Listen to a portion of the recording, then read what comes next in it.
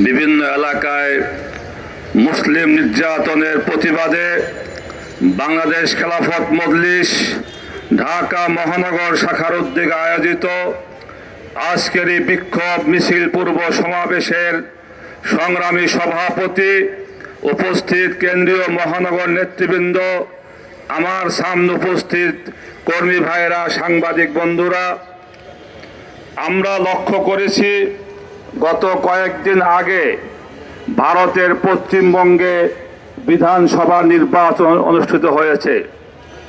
এই নির্বাচনে ভারতের উগ্রবাদী যে দল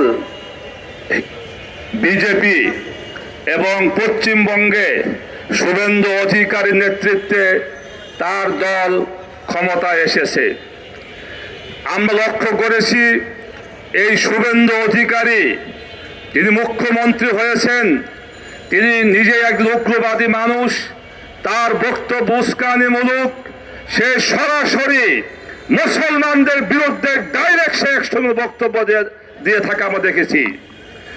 আমরা আজকে পশ্চিমবঙ্গ আমাদের সীমান্ত এলাকা, বাংলাদেশ এবং ভারতের সাথে বর্ডার এলাকা, আজকে আমরা উদ্বিগ্ন।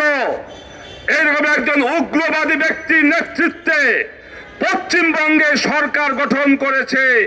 আমাদের দেশের সীমানা নিরাপদ থাকবে কিনা তা নিয়ে আমরা উৎকণ্ঠার মধ্যে রয়েছি।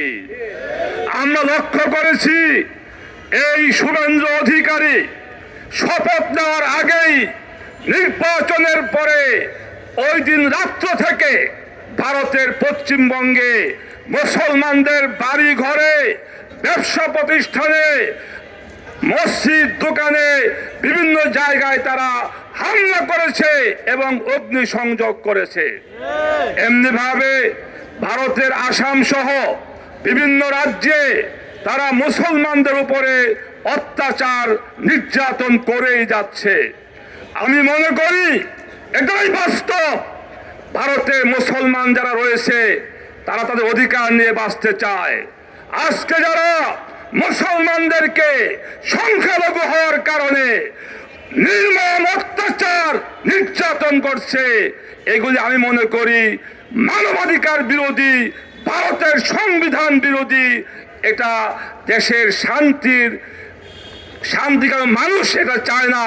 তাই আমি পরিষ্কার কথা বলি, শুভেন্দু অধিকারী, আপনি ক্ষমতায় এসেছেন, ভারত সরকারকে বলি আপনাদের সাথে আমাদের সম্পর্ক থাকবে, প্রতিবেশী বন্ধুত্বের সম্পর্ক থাকবে।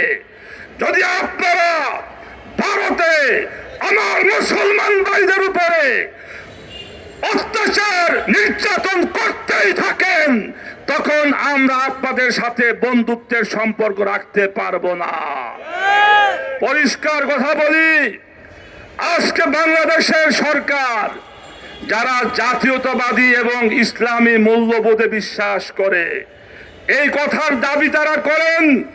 আজকে পশ্চিমবঙ্গে ন্যাক্কারজনকভাবে যেভাবে মুসলমান ভাইদের উপর হামলা করা হচ্ছে, আমরা দেখলাম আমাদের সরকার মুখে কুলুপ এঁটে বসে আসছে।